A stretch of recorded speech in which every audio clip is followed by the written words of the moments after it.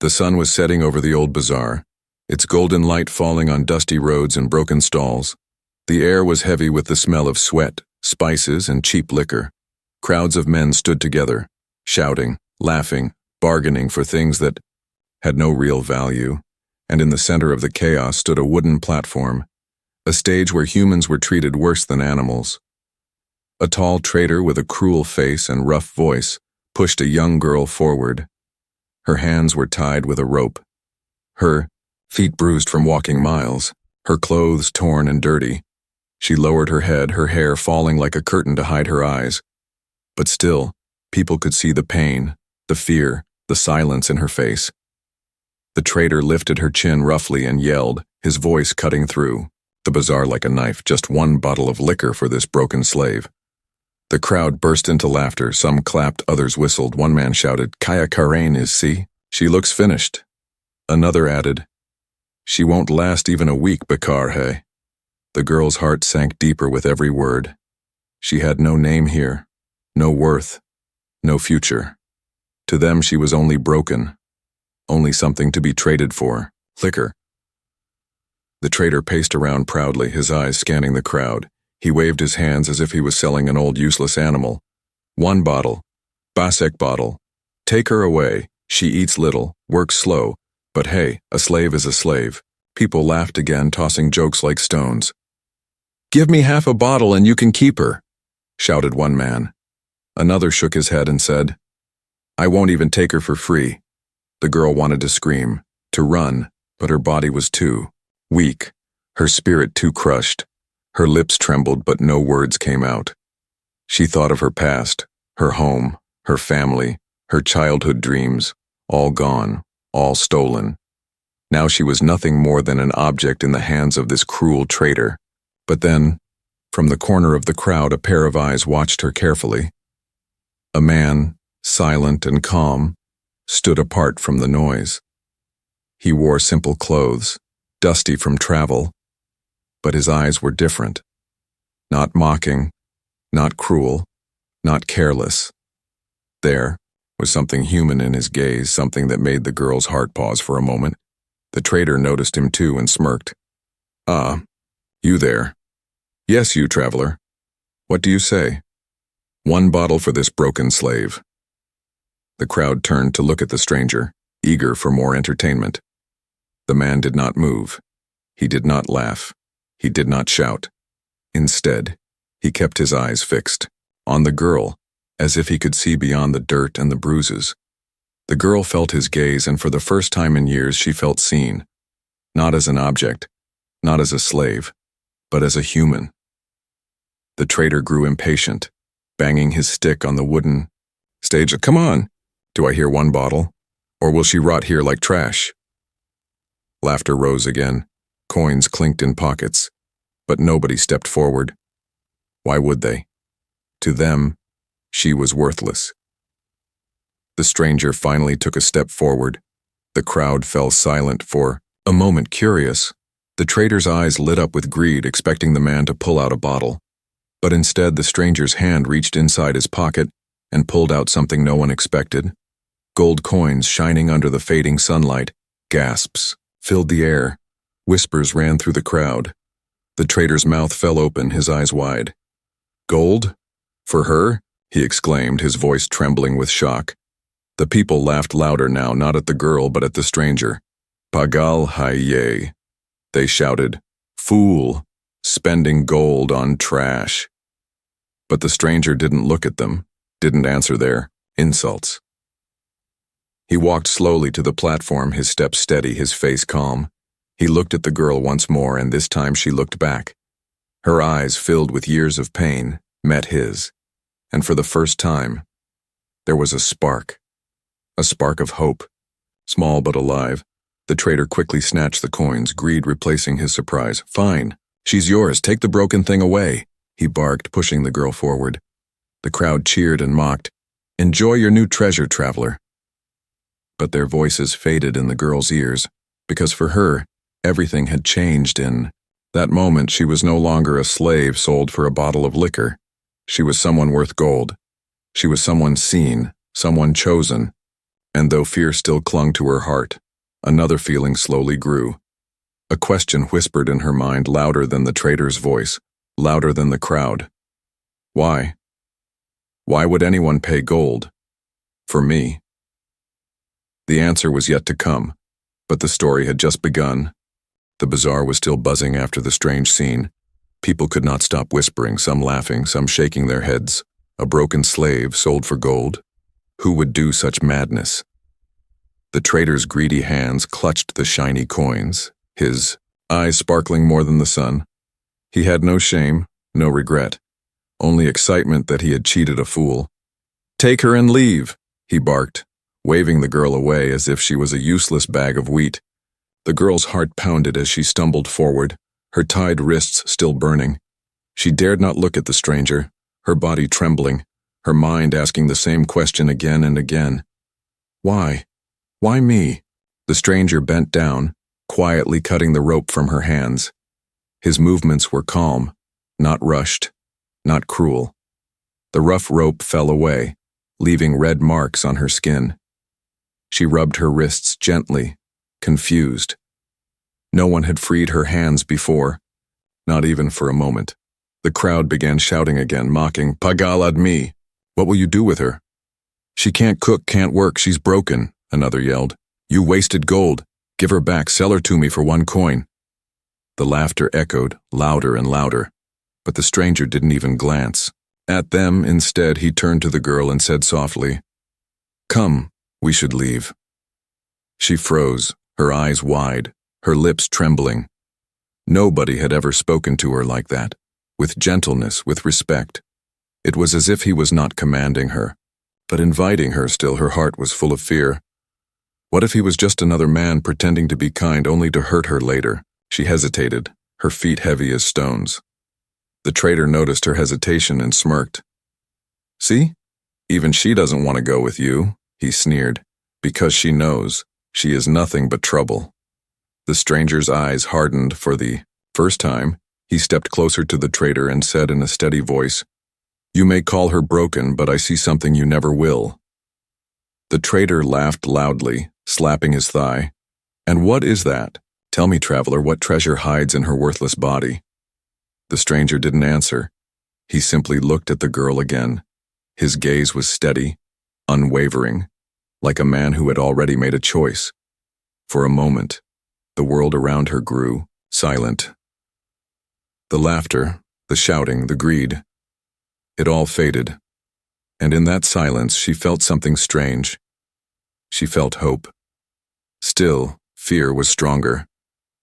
She whispered, her voice shaking, Why me?" Her words were barely audible, but the stranger heard. He leaned slightly closer and replied, "Because your worth is not 1 bottle of liquor." The girl's eyes filled with tears she didn't want to show. For years, nobody had called her worthy.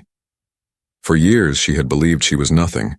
But now, here was this man, telling her she was more than liquor, more than coins, more than chains. The crowd grew restless, sensing the moment.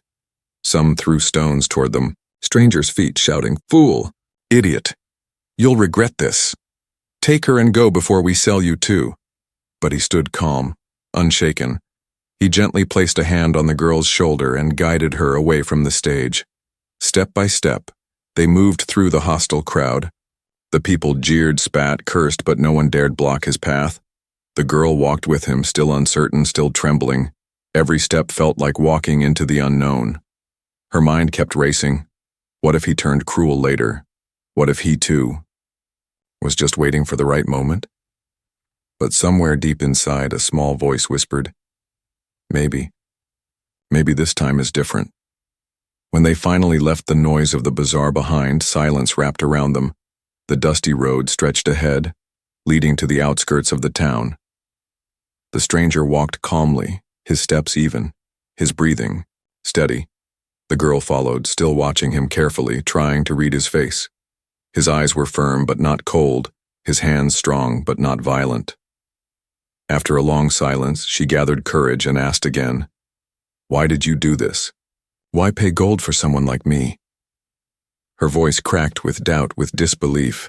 The stranger didn't look at her immediately. Instead, he looked at the horizon. Then he spoke, slow and clear. Because no one is born broken. The words sank into her heart like drops of rain on dry land. She blinked, unable to believe them. Her lips opened, but no words came out. The world had always told her she was broken, useless, cursed. And now, for the first time, someone said the opposite. Her chest tightened, her tears finally spilled. She quickly turned her face away, ashamed of her weakness. But the stranger didn't laugh, didn't mock. He simply walked beside her, letting her cry in silence. In that moment, the girl realized something. This was not madness, not a cruel joke. This was a choice, a decision, and whatever his reason, the stranger had chosen her. Not for liquor, not for greed, but for something else, something she didn't yet understand. But she knew one thing. Her life had changed forever. The road stretched long and silent as the stranger and the girl walked away from the noisy bazaar. The setting sun painted the sky in shades of red and orange, and the shadows of the trees grew longer. The girl's feet ached, her body was weak, yet she forced herself to keep walking.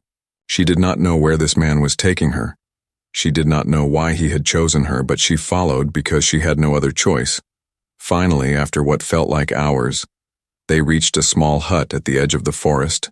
It was made of old wood with a roof patched by straw. Not rich, not grand, but safe. The stranger pushed the wooden door open and stepped inside, motioning for her to follow. The girl hesitated at the entrance, her mind whispering, "What if this is a trap? What if he is just like the others?" But the smell of warm fire and the sight of a simple mat on the floor felt strangely comforting. She stepped inside slowly, her bare feet brushing against the cool ground. The stranger lit a lamp, its soft glow filling the room. For the first time in years, the girl sat without chains, without a rope cutting into her skin. The silence felt heavy, but also new, different from the cruel silence of a prison. The stranger placed a bowl of water before her. Her eyes widened. Water given freely, not thrown, not demanded as payment for labor. "Drink," he said simply, his voice steady. Her fingers trembled as she lifted the bowl. The cool water. Touching her lips, it tasted like freedom. He then set down a small piece of bread, rough and plain, but to her it looked like a feast. Her stomach growled loudly, her face flushed with shame. The stranger pretended not to notice. She took small bites, chewing slowly, her eyes still on him, trying to understand. Who was this man? And why did he treat her like a human when everyone else had treated her like dirt? Finally, her voice broke the silence, soft and uncertain. "Why me?" she whispered. "Why spend gold on someone like me?" The stranger leaned back, his face calm, his eyes watching the flicker of the lamp. "You are not someone like you think," he said. "You are not broken, not worthless, not a thing to be sold." The words felt impossible to her, like a dream she would wake up from. Tears pricked her eyes, but she quickly wiped them, afraid to appear weak. "People only see my scars," she muttered. "They only see what I cannot do." The stranger shook his head slowly.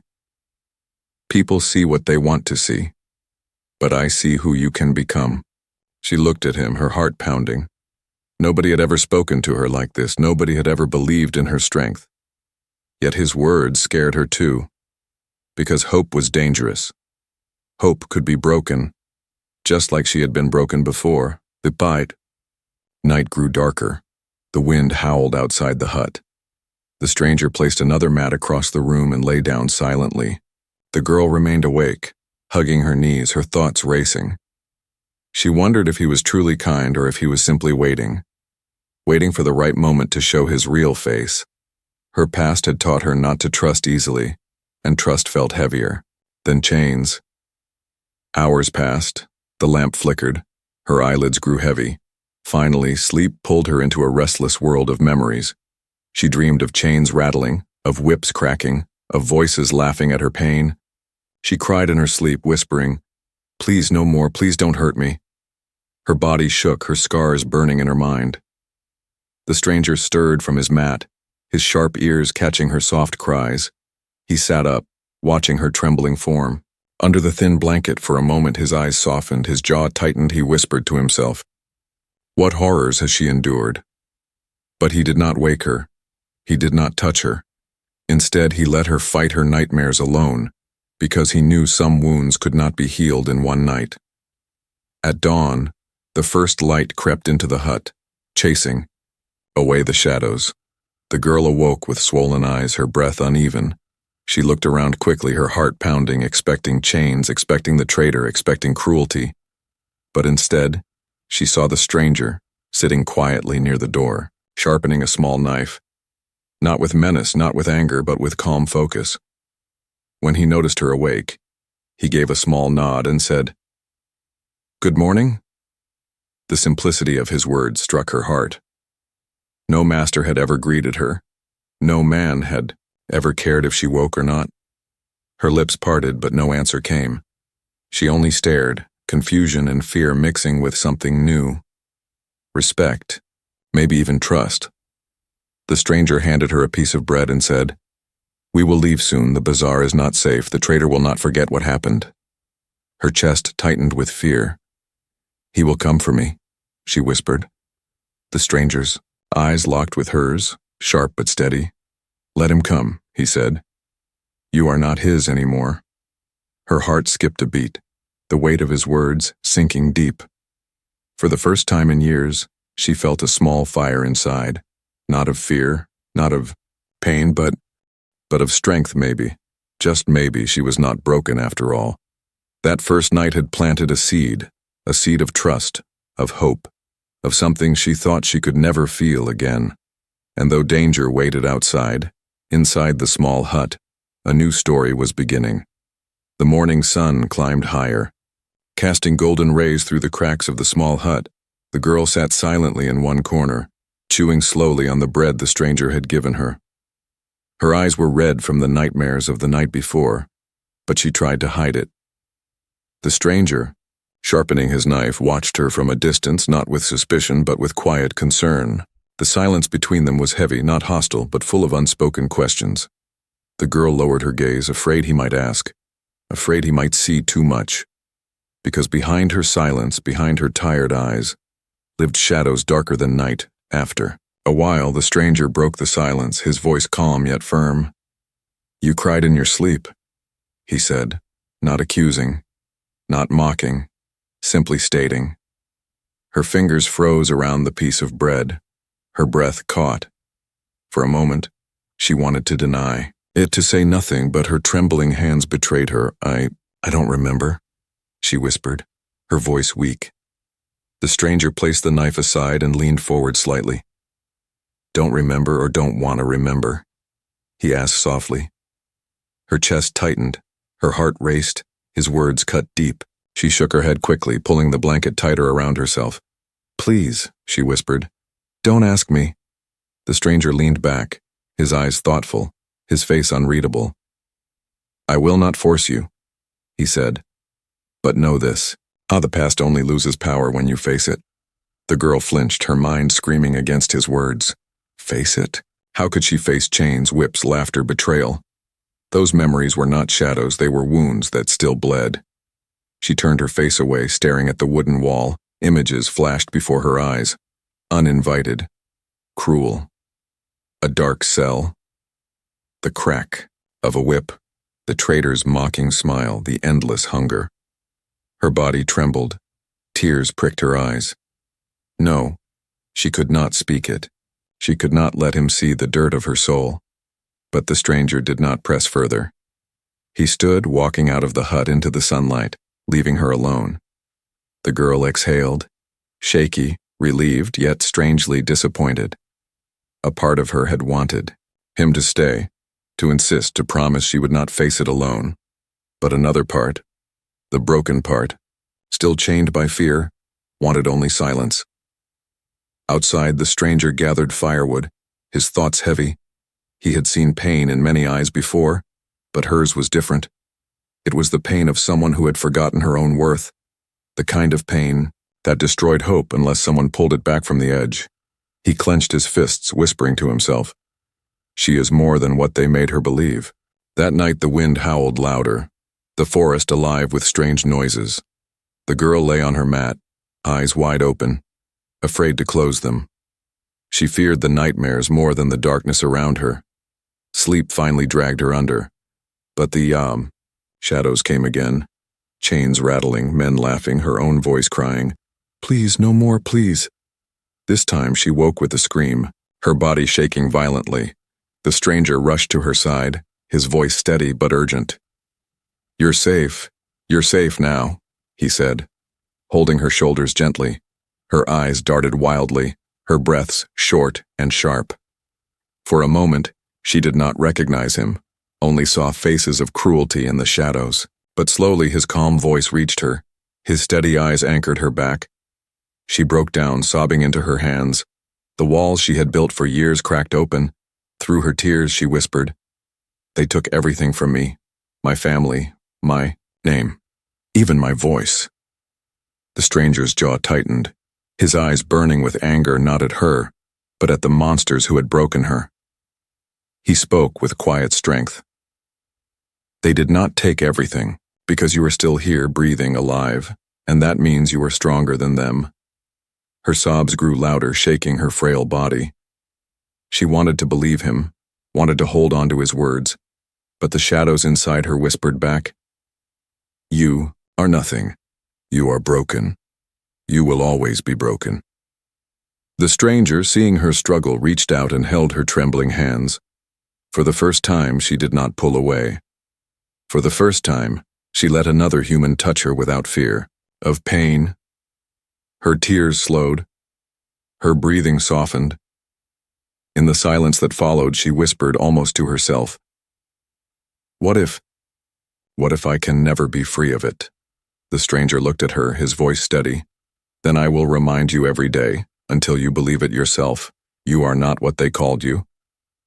His words lingered in the air like a promise. The girl, exhausted, leaned against the wall, her eyes heavy again. But this time, when sleep took her, the shadows were weaker. They still whispered, still clawed at her, but she was not alone. Somewhere in her heart, a new voice spoke. A voice that said she was worth more than liquor, more than chains, more than fear. The past still haunted her, the scars still burned, but that night, for the first time, she did not feel completely broken. For the first time, she felt a spark of strength return, and though the shadows of her past were not gone, they no longer owned her. The days passed slowly in the small hut at the edge of the forest. The girl began to heal, not completely, but enough to breathe without fear every moment. She ate small meals. She fetched water from the nearby stream, and sometimes she even allowed herself a smile. The stranger never forced her to speak, never demanded her story. He simply stayed near, protecting her like a silent shadow. But peace in this world never lasted long. In the bazaar, whispers had begun to spread like wildfire. The trader, the man who had sold her for gold, had become a joke. People mocked him, laughed behind his back. "Ek bottle ke badle us ladki ko chhod diya," they whispered, and some traveler made him look like a fool. The trader's pride burned hotter than fire.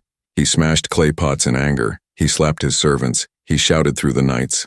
That girl was nothing to him, yet the insult cut deeper than a sword. "How dare he?" the trader spat. "How dare that man humiliate me in front of everyone?" His greed and ego twisted together. Turning into one dark obsession, he wanted revenge, not for the girl, but for his name. One evening in a smoky tavern, he gathered his men, rough faces, scarred hands, hearts full of cruelty. He slammed his fist on the table and growled, "Find them, bring her back and crush him." The men grinned with wicked smiles, their eyes gleaming at the thought of gold and violence. The hunt had begun, far away, in the hut. The girl felt a strange unease. The nights grew colder, the silence heavier. Sometimes she thought she saw shadows moving beyond the trees. Sometimes she heard distant laughter in the wind. Her heart warned her, but she was afraid to speak. One night, as the stranger returned with firewood, he noticed her pale face. "What troubles you?" he asked. She hesitated, then whispered, "They will come for me. They always come, The stranger placed the wood down and met her gaze. His eyes were steady, unshaken. "Let them come," he said firmly. "They will not take you again." The girl wanted to believe him, but fear was like poison in her veins. The traitor had always found her before. What if he found her again? That night she could not sleep. Every creak of the hut, every howl of the wind felt like footsteps.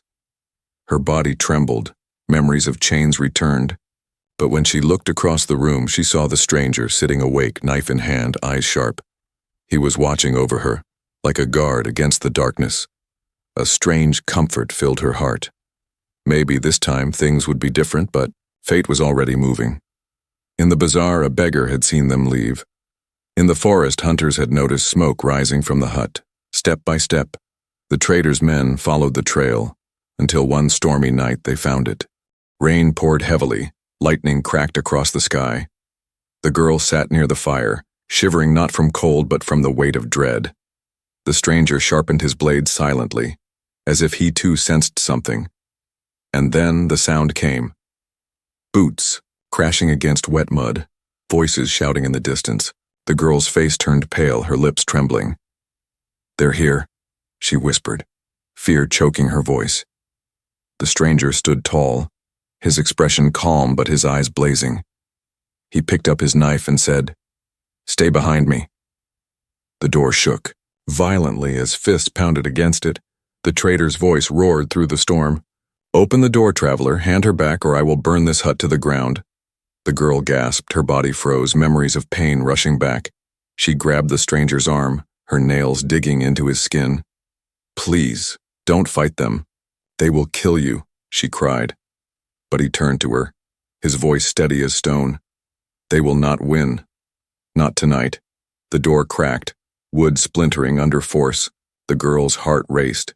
Tears filled her eyes. For a moment, she thought of running, of hiding. But then, the stranger's words from before echoed in her mind.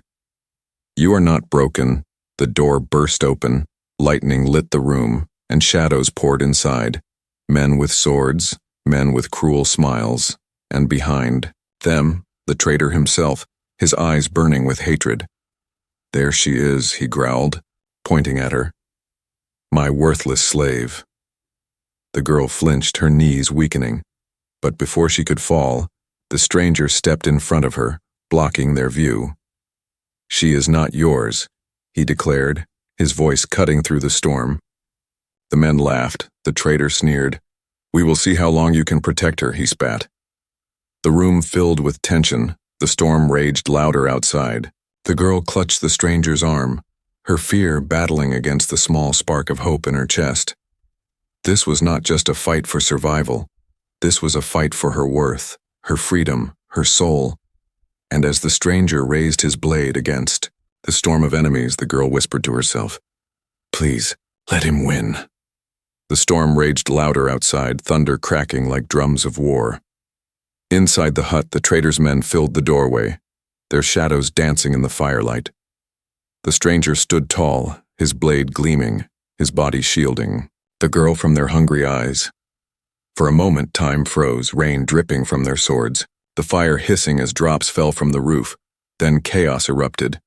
The first man lunged forward, his dagger raised. The stranger moved swiftly, blocking the strike and slamming his elbow into the attacker's chest. The man fell back with a grunt, crashing into another. The girl gasped, covering her mouth, her heart racing like a trapped bird. But more men surged inside, their boots pounding the floor, their voices filled with curses.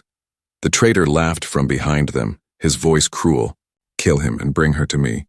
The girl trembled, her legs weak, but her eyes stayed locked on the stranger. Every move he made was sharp, precise, like a man who had fought before. Still, there were too many. The stranger pushed one man back and shouted, "Run!" The girl froze, her eyes wide. "What?" she whispered. "Run now," he growled, slashing his blade across another attacker's arm. Her body refused to move, her fear rooted her to the ground. But when he shouted again, louder, "Go!" she stumbled toward the back door, her heart screaming with panic. The storm hit her face as she stepped outside. rain soaking her hair. Lightning lit the forest in flashes of silver, the trees swaying violently. She ran barefoot through the mud, her breath ragged, her eyes searching wildly for safety.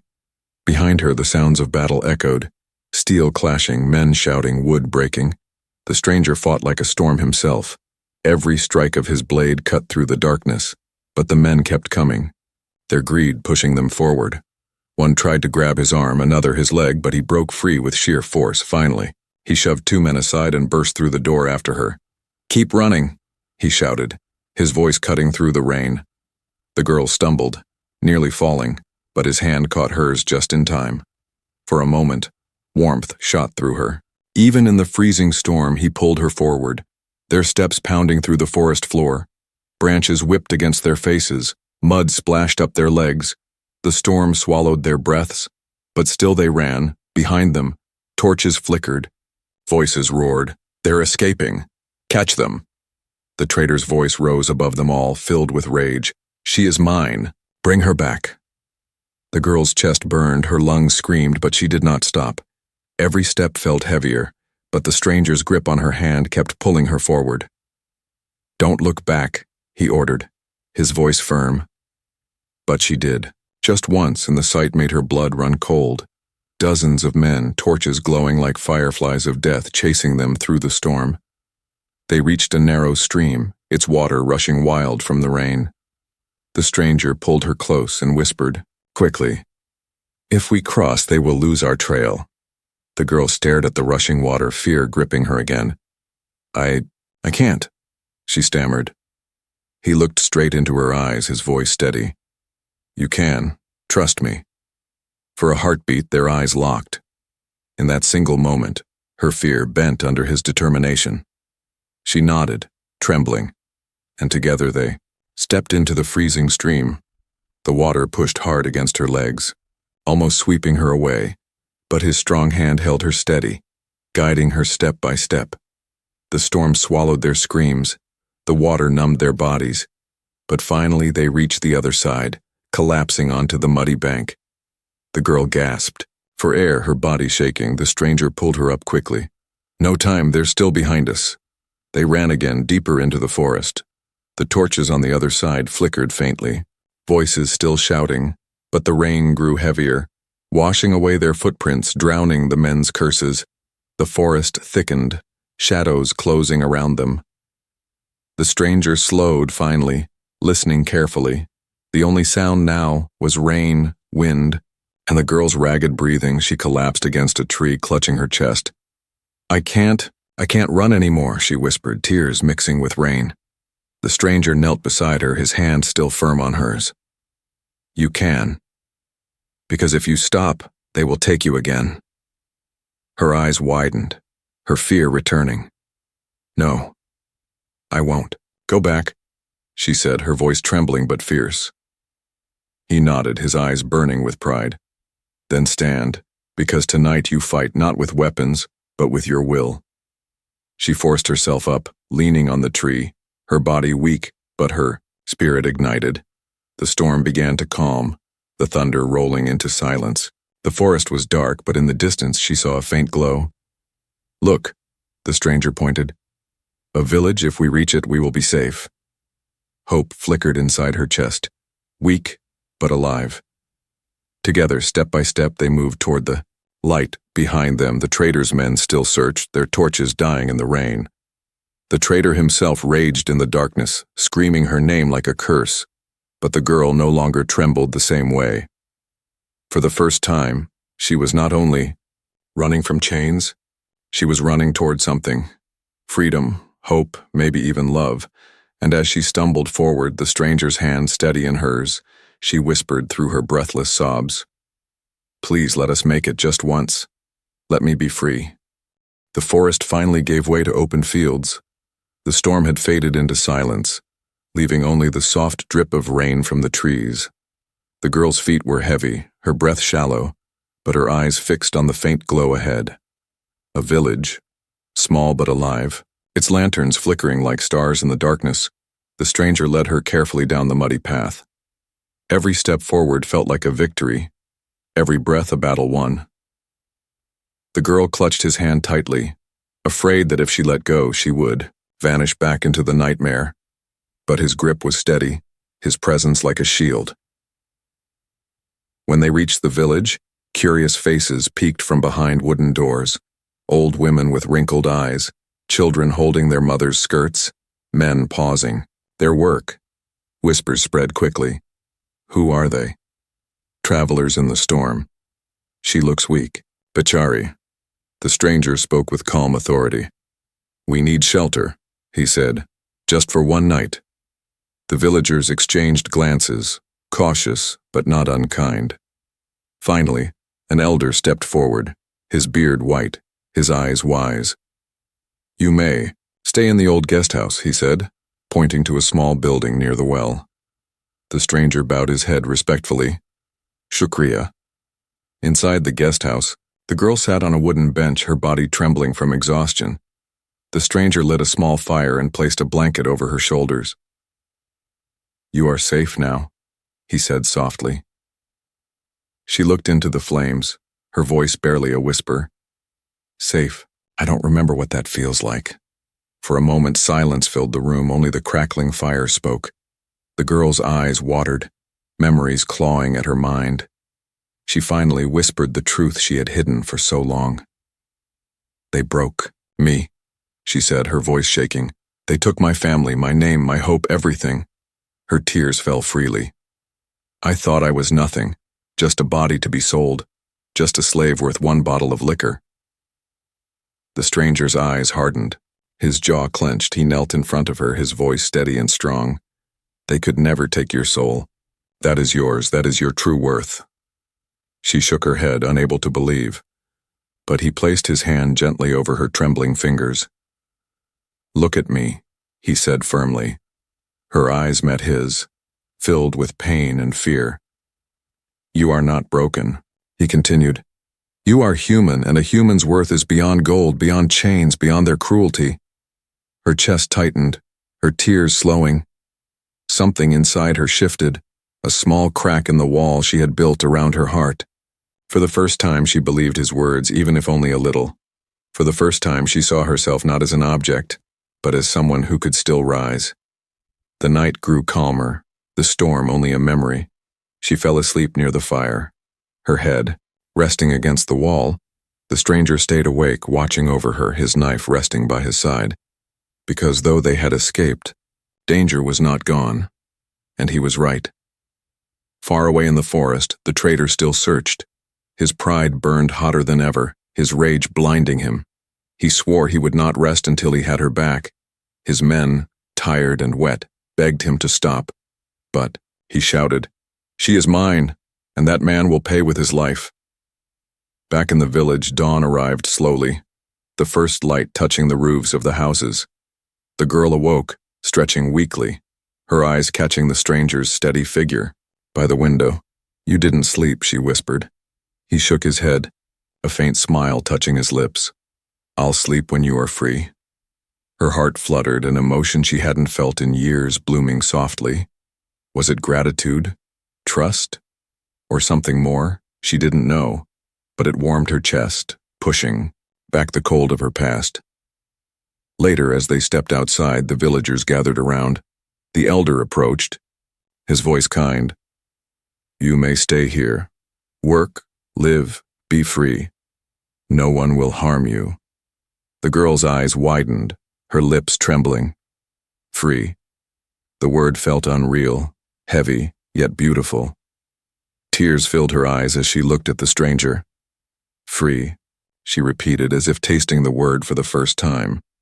The stranger nodded, his gaze steady. Yes, you are free, not because I bought you, not because I protected you, but because you are human, and every human has true worth. Her heart ached with emotion, tears streaming down her face. She whispered, Why do you care for me? Why risk your life? Why see me when no one else ever did?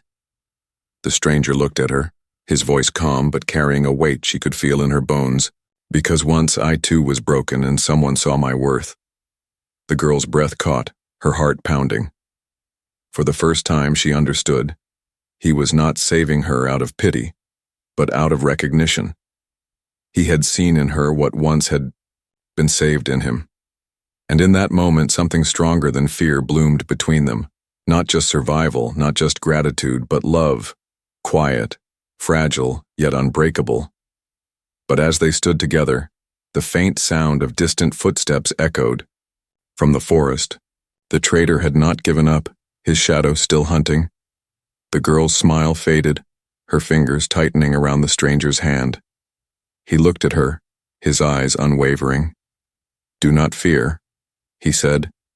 "This fight is not over, but you are no longer alone." The fire of hope burned in her chest, bright enough to chase away the shadows of her past. And though danger lurked in the distance, she knew one truth. She was not broken. She was not worthless. She was free, and her worth was beyond measure.